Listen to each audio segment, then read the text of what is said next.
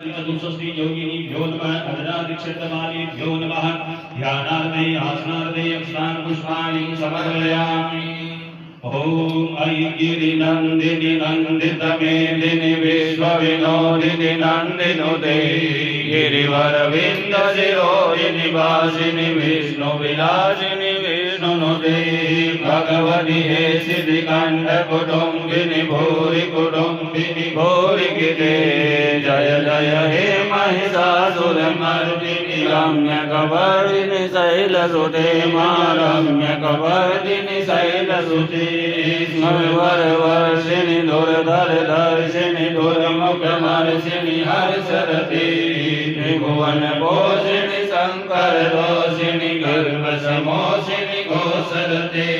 धनुजनि रोषिणि गणमन रोषिणि दुर्मद शोषिणि सिन्धुसुते जय हे महिषासुरमर्दिनि रम्यकवर्दिनि शैलसुते मा रम्यकवर्दिनि शैलसुते अयि जगदम्ब पदम्ब प्रियवासिनि तोषिणि हासरते स्मरामि लाभस्तेषां जयस्तेषां कुलस्तेषां पराजय येषामिन्द्रियस्यामो हृदयस्थो जनार्दन